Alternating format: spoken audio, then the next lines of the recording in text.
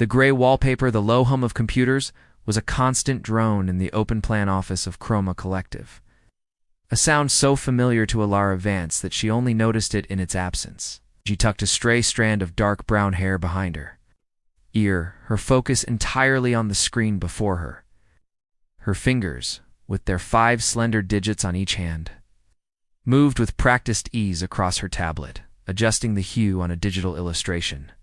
At 29, Alara had perfected the art of blending into the beige cubicle walls. Her style a study in comfortable anonymity, soft sweaters, simple trousers, a face with 2 watchful eyes that preferred to observe rather than be observed. Alara, those asset files for the Viridian campaign are late. The voice, sharp and impatient, came from Denise in accounts, who didn't break stride as she passed by, her high heels clicking a staccato rhythm on the polished concrete floor. "They're uploading now," Alara replied softly, but Denise was already gone, absorbed into the ecosystem of more important people. Alara saved her work and glanced at the small, framed sketch on her desk, a detailed, vibrant drawing of a Parisian street corner she'd done years ago. It was a tiny window into a world far more colorful than her own. From the break room, familiar laugh carried, smooth and confident. Marcus Thorne. At 34, Marcus was the director of business development, Chroma's golden boy. With his perfectly tailored suits, artfully disheveled hair, and a charm that could disarm the most stubborn clients, he moved through the office like he owned the air everyone else breathed. "I'm serious," his voice carried, followed by a chuckle. From his sycophantic entourage, to check the directory twice this morning. "The one who always looks like she's about to apologize for existing. What's her name again?" Alara supplied Lena, the receptionist, her voice kinder. "She's in design. She's actually brilliant with typography." "Is she?" Marcus mused, his tone dripping with condescension. "Well, she's certainly committed to the whole ghost of the office aesthetic. Maybe it's a strategy. Be so bland no one notices you're not actually working." The laughter that followed was a physical pressure in Alara's chest. She kept her 2 eyes fixed on her screen, her 2 hands still on the keyboard. After 3 years, his comments shouldn't sting, but they always found a way under her skin. She finished her task, sent the files, and began packing her bag. Friday evenings were her sanctuary, the gateway to her real life. As she walked toward the elevator, Marcus emerged from the break room, holding a mug of expensive coffee.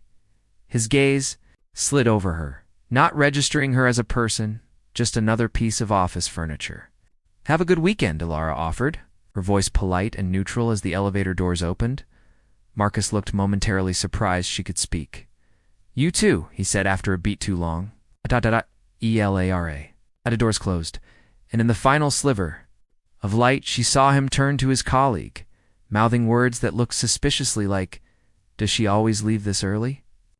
A small, private smile touched her lips. If only he knew. In exactly 1 hour, she would be sitting across from Silas Vance, the founder of Haven and Hearth, discussing a freelance contract to design the entire branding suite for their new artisan collection. Her online portfolio, under the name Vance Designs, had caught his eye.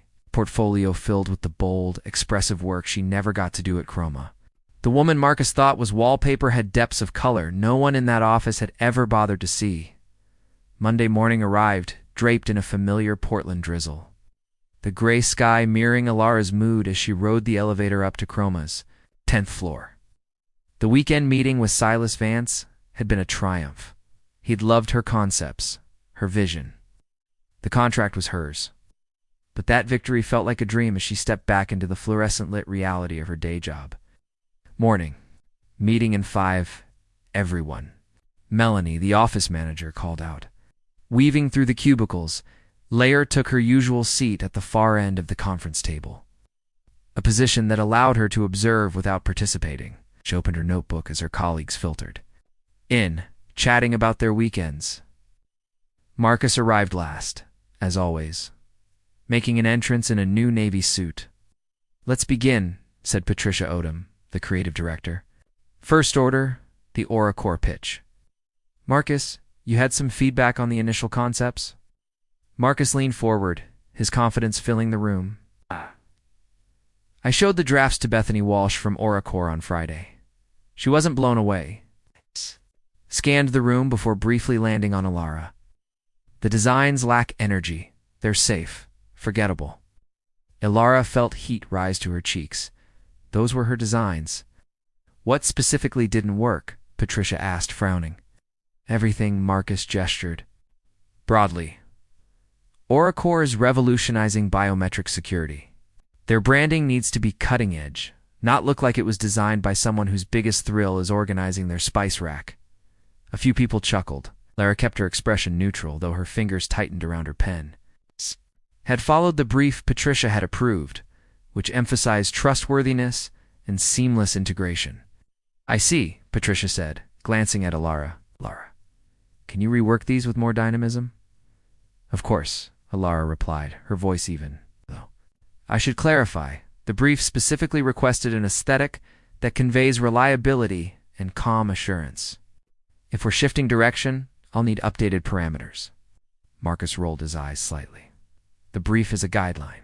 You have to read between the lines, anticipate what the client really wants. Actually, Alara continued, surprising herself. With her steadiness, I have the email where Bethany specifically stated she wanted to avoid aggressive tech aesthetics. To differentiate from their competitors, the room went quiet. Marcus's smile tightened. Patricia cleared her throat. Forward me that email, Alara. For now, let's prepare two options. One, following the original direction, and one with Marcus's insights.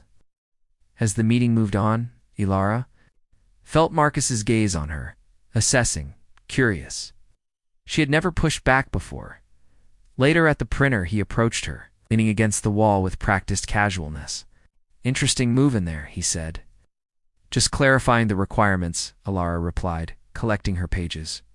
He studied her for a moment. You know, if you put half the effort into your presentation as you do into memorizing client emails, people might actually notice you around here. The comment was meant to wound, and it did. She straightened up, meeting his two eyes with her own. I prefer to be noticed for my quality of work, Marcus, he laughed, though something in his expression flickered. Fair enough. But in this business, packaging matters. The quiet mouse in the corner never gets the cheese, no matter how good her filing system is. I'll keep that in mind, Alara said, stepping around him. The Oracore team is coming in on Friday, he called after her. Maybe wear something that isn't beige for a change. Alara didn't turn around, but her mind was already racing. Friday was the same day Silas Vance had scheduled their product photo shoot. He'd mentioned bringing in his favorite photographer, someone with a gift for capturing essence. Back at her desk, an email from Patricia waited. I reviewed Bethany's email. Your original direction was correct. However, Marcus has the CEO's ear, so we'll present both. I know it's frustrating. It's office politics. Palara sighed, opening her design software to create the flashy, superficial concept she knew Marcus wanted. As she worked, her phone buzzed. A text from Silas Vance, photographer confirmed for Friday. Julian Croft. You'll love his work. Portfolio is at jcroftvisuals.com. He suggested you might model with the pieces your hands working with the craftsmanship. Could tell a powerful story. Think about it. Curious. Alara clicked the link. Julian Croft's photography was breathtaking. He didn't just take pictures. He revealed souls. Ordinary people and objects were rendered extraordinary through his lens, glowing with an inner light that had nothing to do with filters and everything to do with perception. For the first time that day, Alara smiled. Friday suddenly couldn't come fast enough. Friday dawned not with the usual Portland gray, but with weak, tentative sunlight that managed to find its way through Alara's apartment windows. She had taken a personal day, telling Patricia she had a dental appointment. Small lie made her stomach tighten, a faint prickle of guilt. But the Oracore presentation wasn't until 3. Silas had scheduled the Haven and Hearth shoot for 9 a.m. at his workshop in the Pearl District. She dressed with a new, unfamiliar sense of purpose. Dark, well-fitting jeans and a simple, cashmere sweater in a deep burgundy. It was professional for the shoot, but something she could easily change out of before heading back to Chroma. Her usual minimal makeup was applied with a slightly steadier hand. and she left her hair down, its natural waves falling around her shoulders instead of being constrained in her usual efficient. Not Silas single quotes were as a sanctuary of creativity. A spacious loft filled with the rich, earthy scents of sandalwood, beeswax, and metal polish. Sunlight streamed through large industrial windows, illuminating dust motes dancing in the air. Silas, a bear of a man with a generous beard and arms covered in intricate tattoos of tools and flora, waved her over from a workbench scattered with prototypes. Alara. Perfect timing. Julian's just about finished setting up. She followed his gesture to where a man was adjusting a large softbox light, his back to her. He was taller than she'd imagined, with a lean frame. As he turned, Alara was struck not by a dramatic handsomeness, but by a profound stillness.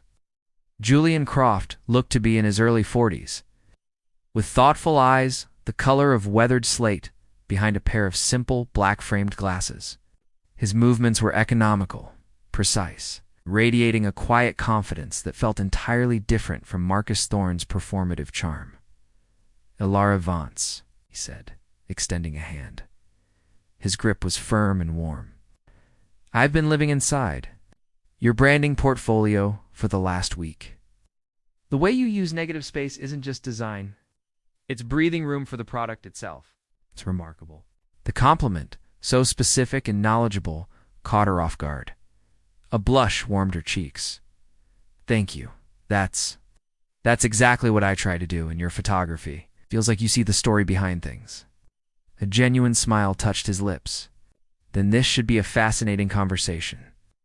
Two people trying to listen to what objects have to say. The morning unfolded in a rhythm that felt both foreign and deeply familiar to Alara. Julian photographed the haven and hearth pieces. She had branded hand-thrown ceramic mugs with imperfect glazes, cutting boards made from a single piece of burled oak, linen napkins block-printed with patterns she'd drawn from nature. He worked with a quiet intensity, occasionally murmuring to himself or to the object itself. "They're beautiful," he said during a pause, reviewing shots on his camera's display. "But I feel like we're only telling half the story." He looked up at her, his gaze thoughtful. "Silas mentioned you might be open to being in some of the frames. Not your face, necessarily, just your hands." The artist's touch alongside the artisan's work. Alara's instinct was to shrink, to politely decline. She was a creator, not a subject. "I'm not very comfortable in front of a camera." "Most people who say that have only been photographed by people who look but don't see," Julian replied, his voice gentle. "My camera isn't a judgment, it's a witness. I'm not interested in how people look. I'm interested in who they are when they're truly engaged." Something in his words disarmed her. It was an invitation, not a demand. "All right," she heard herself say. "What did you have in mind? Start by showing me how you'd naturally interact with these pieces. Forget I'm here." Tentatively at first, then with growing assurance, Alara moved into the styled kitchen setup. Her designer's instincts took over. She arranged a trio of bowls, her fingers tracing the curve of a rim. She folded a napkin, aligning the pattern just so. She picked up a pencil and began to sketch a layout idea on a notepad beside a freshly shot photograph of a wooden spoon. Julian moved around her like a shadow, the shutter of his camera clicking softly, a sound that became less intrusive and more like a partner in the process. "Perfect," he murmured, capturing a shot of her two hands, one holding the pencil, the other resting lightly on the page. "Now, would you consider a few that include more of you? The narrative becomes richer when we see the creator alongside the creation." Old anxiety whispered a warning, but it was drowned out by the trust Julian had built. "Shh, just a few," she agreed. "Wonderful. Just keep doing what you're doing. The best images happen when the subject forgets the camera exists." As the session continued, Alara found herself relaxing, forgetting the precise angle of her shoulders or the fall of her hair. She became absorbed in the work, in the simple beauty of the objects she had helped bring to life. When Julian showed her a few of the preliminary shots, her breath caught. The woman in those images wasn't invisible or ordinary, she looked. Focused, intelligent, capable. There was an elegance in her concentration, a a strength in the curve of her spine as she leaned over a sketch.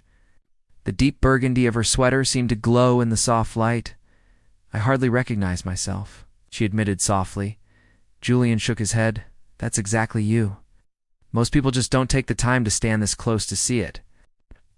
Noon, they were finished. Silas was thrilled, and Julian promised to send edited selects by the following week. As they were packing away equipment, Julian turned to her. "I have a proposition," he said, wiping a lens clean. "I'm curating an exhibition called Artisan Spirit. It's about the people behind the craft. I'd like to feature you. The shoot would be more extensive at your studio, capturing your process and your space." Alara found herself nodding before her usual caution could intervene. "I'd like that very much."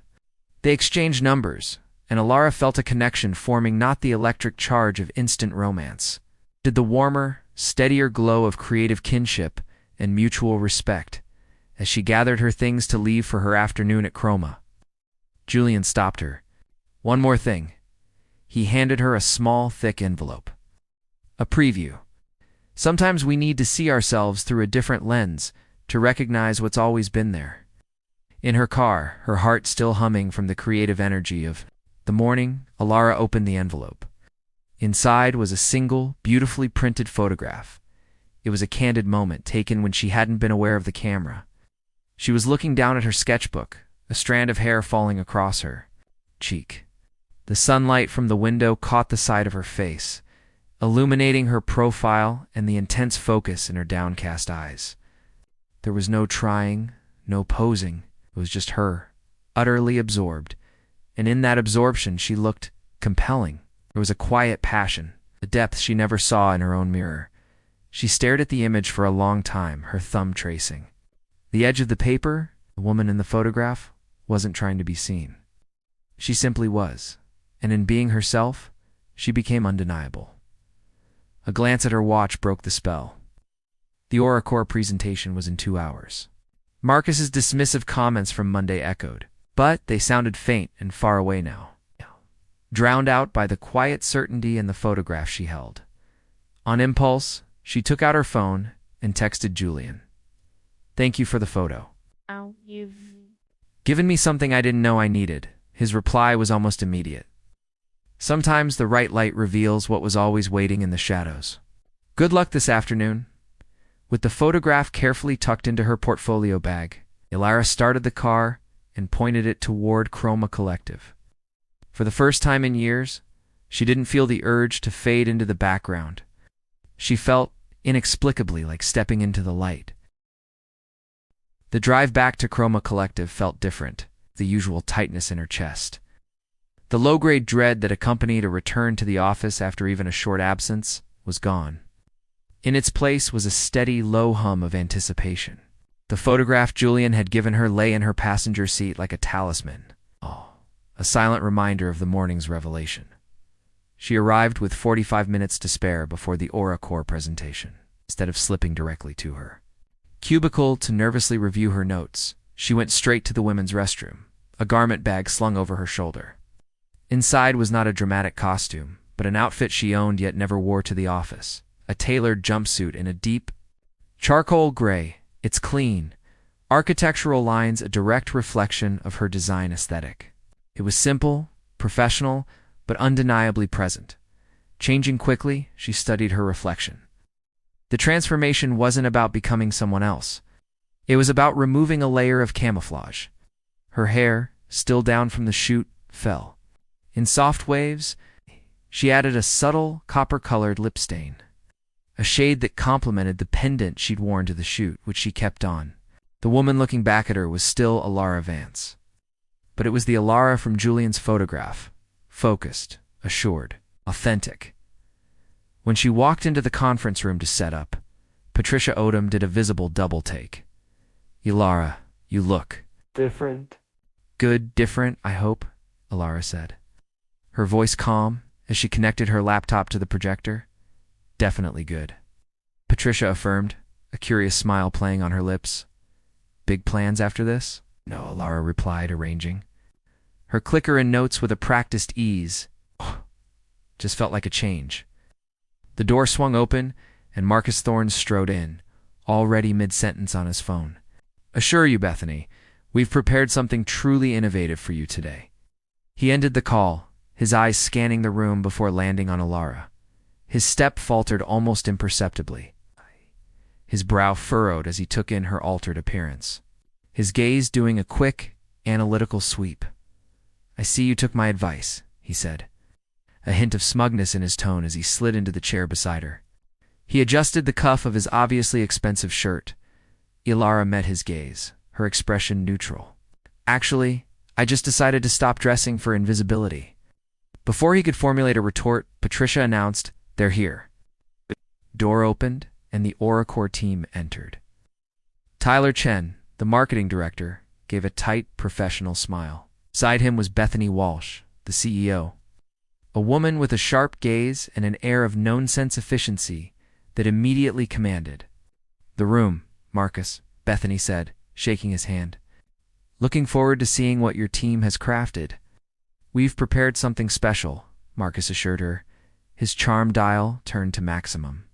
"Alara here will be walking us through the concepts." Lara stepped forward, a quiet confidence emanating from her that felt new and yet entirely natural. "Good afternoon. We've developed two distinct approaches for Oracore's rebranding." She clicked to the first slide, displaying her original design. It featured a sophisticated, serene color palette of deep blues and soft grays, clean typography, and a logo mark that suggested protection and illumination without being literal. This direction emphasizes reliability, trust, and seamless integration. Positions Oracore as the mature, intelligent choice in home security, the system that works so flawlessly it becomes a natural, calming part of the home, not a flashy technological intrusion. She watched as Tyler nodded in clear approval. She then revealed the second concept, one she'd built to Marcus's specifications. It was louder, using aggressive angles, a brighter, tech-inspired color scheme, and a logo that looked like it was in motion. Alternatively, this approach leans into technological innovation and high-impact visuals. Designed to stand out in a competitive marketplace, Bethany studied both presentations, her hands steepled under her chin. It's a fascinating contrast. "Tyler, your thoughts?"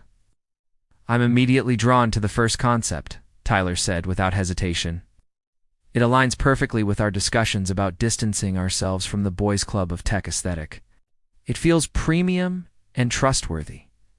Marcus shifted in his seat. "The second concept has undeniable stopping power. It would certainly grab attention." "Grabbing attention isn't always the primary goal, Marcus," Bethany said, her tone. "Even sometimes precision and appropriateness are far more valuable." She turned her sharp eyes to Alara. "Which approach would you recommend, Alara? You're the designer."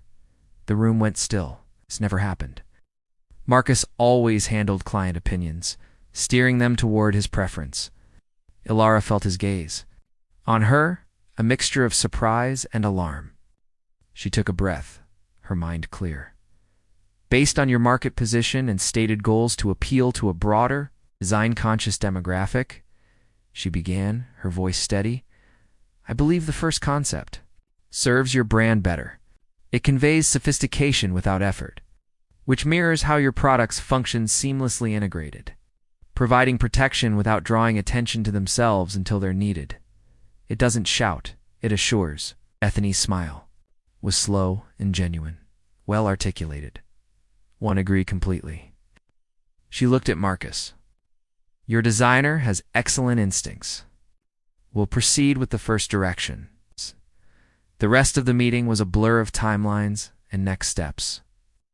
As the Oracore team departed with handshakes and promises of a signed contract by Monday, Patricia pulled Alara aside. "That was impressive work," she said, her voice low. "Why have you been hiding those presentation skills?" Alara considered the question. "I guess I never had the right invitation to use them." "Well, consider this your invitation," Patricia said meaningfully. "We'll talk more on Monday." She walked away, leaving Alara alone in the conference room as Marcus finished schmoozing the clients out the door. He returned, closing the door behind him, his expression a complex cocktail of surprise, frustration, and dawning reassessment. "That was unexpected," he finally said, leaning against the polished table. "Which part?" Alara asked, calmly gathering her laptop. "All of it," he admitted, gesturing vaguely at her. "The outfit, the presentation." Bethany Walsh asking for your opinion directly, amused expression on his face. "You've been holding out on us, Alara Vance." "No," she corrected him softly, zipping her portfolio bag. "I've been exactly who I am. You just never bothered to look past the surface." His phone chimed. He glanced at it, a frown creasing his brow. "The team's heading to the Portland City Grill to celebrate. You should join." The invitation was clearly an obligation, a post-victory formality. Any other day, she would have declined, preferring the quiet of her apartment to the forced bonhomie of a work happy hour. Yet today was different. "I have other plans, actually," she replied. Marcus raised an eyebrow. "Hot date?" Alara smiled, thinking of the upcoming exhibition shoot with Julian. "Something like that?" "I'm collaborating with a photographer on a new project." "You? An art project?" The old dismissiveness crept back into his tone. Without a word, Lara reached into her bag and retrieved the photograph Julian had given her. She handed it to him. "We all contain multitudes, Marcus. Others just rarely stick around long enough to see them." He took the photo, his eyes widening slightly as he studied it. The image of Alara, captured in a moment of unguarded passion and focus, was undeniably powerful. "Who took this?" he asked, his voice quieter. "A man who specializes in revealing what's hidden in plain sight," Lara said, gently taking the photo back and slipping it into her portfolio. "Enjoy your celebration." As she walked toward the elevator, she felt his gaze on her back, heavy with a new, unfamiliar weight. He was finally seeing her, not as office decor, but as a person, a competitor perhaps. An equal, definitely. Her phone buzzed as the elevator descended. A text from Julian. "The gallery confirmed for the exhibition opening next month. Your work and portraits will be featured prominently. Would you be my guest for the opening night?" Lara's smile was radiant. As she typed her reply, "I'd be honored. By the way, your photograph already worked a small miracle today." The following Monday did not feel like a return to the old world, but an entry into a subtly altered one. The same Portland drizzle fell. The same elevator carried her up to the 10th floor. But the air around Alara Vance seemed to have shifted. The tightness in her chest that usually accompanied the work week was replaced by a new, steadying sense of calm. She wore a tailored blazer the color of forest moss over a simple black dress, an outfit that spoke of her design sensibility without shouting for attention. It was simply herself. The change was noticed. Colleagues who had previously drifted past her cubicle with little more than a vague nod now paused. "Love the blazer, Alara," commented a designer from the adjacent pod. Another stopped to ask her opinion on a font pairing for a new project. It wasn't adulation, it was recognition. She had stepped out from behind the gray wallpaper. People were finally seeing the vibrant pattern that had been there all along. Marcus Thorne's behavior underwent the most significant, if awkward, transformation. The mocking comments ceased entirely. He didn't become friendly, but he adopted a cautious, professional respect. He passed her in the hallway once, and instead of the usual dismissive glance, he offered a tight, almost imperceptible nod. It was a seismic shift in their dynamic. One afternoon, he stopped by her desk, holding a print magazine. "Thought you might find this interesting," he said, uncharacteristically hesitant. He pointed to an article about minimalist branding in the tech sector. "Your AuraCore work reminded me of some of these case studies." "Thanks," Alara replied, genuinely surprised. She took the magazine. "I'll take a look." He lingered for a moment, as if wanting to say more, then simply nodded again and walked away. It was an olive branch, clumsy and dry, but an olive. Branch nonetheless. The real shift, however, was happening outside of Chroma's walls. Her sessions with Julian Croft for the Artisan's Spirit exhibition became the highlight of her weeks. Unlike the strained, disappointing dates she'd endured in the past, her time with Julian felt like a natural extension of herself. Their connection wasn't built on forced small talk or superficial charm. It was forged in a shared language of light, composition, and creative intention. During their final shoot at her apartment, Julian moved through her space with a quiet reverence. His camera documented her workspace, the large drafting table littered with pencils and pigment samples. The walls adorned not with bland corporate art, but with her own vibrant, abstract paintings, explosions of color and emotion that were the polar opposite of her former office persona. "These are extraordinary, Lara," Julian said, his voice full of genuine awe as he examined a large canvas dominated by deep blues and fiery copper streaks. "Why haven't you shown these publicly?" She shrugged, suddenly self-conscious under his appreciative gaze. "I guess I never thought they were good enough. They're just... For me, that's the strange paradox of truly talented people," Julian observed, adjusting his camera settings. "They're often the last to recognize the brilliance. Everyone else sees immediately." He captured her then, sitting on the floor amidst her artwork, a half-finished sketchbook in her lap. She was looking up at him, not at the camera. The expression on her face was one of unguarded contentment. A woman completely at home in her element. As he was packing his equipment, he hesitated, his back to her for a moment. "The gallery. Opening is in 2 weeks," he began, turning to face her. His usual calm demeanor seemed touched with a hint of nervousness. "Would you consider it presumptuous if I asked you to be more than just my guest that evening?" Ilara felt a warm, expansive sensation spread through her chest. It felt less like nervous excitement and more like coming home. "Not presumptuous at all," she replied, her smile easy and genuine. Julian's face broke into a relieved smile. "Good, because I think we have more than just an exhibition to celebrate." The following Monday, Ilara arrived at work to find an email from Patricia Odom requesting a meeting. The old anxiety tried to spark, but it was quickly doused by the newfound confidence that had taken root within her. She walked into Patricia's office not as a subordinate, expecting a reprimand, but as a professional ready for a discussion. "Ilara," Patricia began, gesturing for her to sit. "I'm going to be direct. Since the AuraCore presentation, I've been watching your work more closely. Frankly, I've been asking myself why I didn't notice these capabilities sooner." Ilara remained silent, allowing her to continue. "We're restructuring the creative team," Patricia said, "and I'd like to offer you the position of senior design lead. It comes with a substantial raise, your own office. You'll be the direct point of contact for several of our key accounts." The offer hung in the air, a validation of everything that had changed. Ilara didn't need to feign surprise or humility. She felt a deep sense of rightness. "I'm honored," she said truthfully, "and I accept."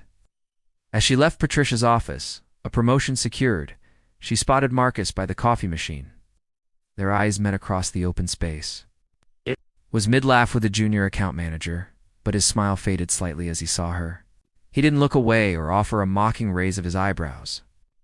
Instead, he gave her a small, deliberate nod of acknowledgement. It was the look one professional gives another when they've earned their place. No more, no less. That evening, Ilara updated her online portfolio, adding her recent projects for Chroma and a prominent note about her upcoming feature in Julian's Artisan Spirit exhibition.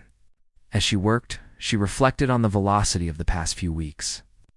The change in perception hadn't happened because she had transformed into someone new. It had happened because she had finally stopped hiding the person she had always been. The invisible girl was gone, not replaced, but revealed. The night of the gallery opening arrived, holding its breath in that rare, clear way that sometimes blessed the Pacific Northwest in early autumn. A sharp, clean coldness hung in the air, and the stars usually drowned by the city's glow were pinpricks of distant light. Ilara stood before her bedroom mirror, not with criticism, but with a quiet appreciation for the woman looking back. For this night, she had chosen a jumpsuit of deep emerald velvet. It's cut simple and architectural, echoing the clean lines she loved in her design work. Around her neck hung the hand-forged copper pendant from Silas, a warm grounding point. Against the cool fabric, her two eyes, once so skilled at averting gazes, now looked back at her with a calm assurance. Her phone buzzed on the dresser. A text from Julian. "Car's 5 minutes away. How are you feeling?" Ilara smiled, her fingers tapping a reply. "Like a photograph that's finally been developed." "Perfect," he wrote back. That's exactly how you should feel. The gallery, a renovated industrial space in the heart of the Pearl District, was already pulsing with energy by the time they arrived. Light and conversation spilled from its large glass doors onto the sidewalk. Inside, the air was warm, filled with the low hum of cultured voices and the clinking of glasses. Artists, collectors, and critics moved through the space, a curated ecosystem of creativity. "Ready?" Julian asked, offering her his arm. His touch was familiar and steadying. "Ready," Alara affirmed, taking it. They stepped inside, and the world of Chroma Collective felt a million miles away. The exhibition was laid out as a journey. Daniel's photographs weren't just hung. On walls, they were conversations. Each portrait of a maker, a glassblower, a woodworker, a weaver, was displayed alongside examples of their craft, creating a powerful dialogue between the creator and the creation. Ilara's section was a small alcove near the center. A series of stunning large-format photographs showed her in her element, her hands. With their 5 slender fingers, carefully adjusting a ceramic bowl, her profile lit by the soft light of her studio window as she studied a painting. A wider shot of her sitting amidst the vibrant chaos of her artwork, a look of intense, peaceful focus on her face. She appeared neither glamorized nor ordinary, but profoundly authentic. "You see," Julian murmured, standing beside her. "I didn't create this. I witnessed it." "It's overwhelming," she whispered, her throat tight with emotion. "You're overwhelming," he replied, his voice soft but firm. "I just had the privilege of framing it." As they moved through the crowd, Ilara found herself at the center of a gentle whirlwind. A woman with severe silver hair and a dramatically cut black dress introduced herself as Eleanor Prescott. The editor of Atelier magazine, double quotes, "Ms. Vance, your work is breathtaking," the woman said, her eyes sharp and intelligent.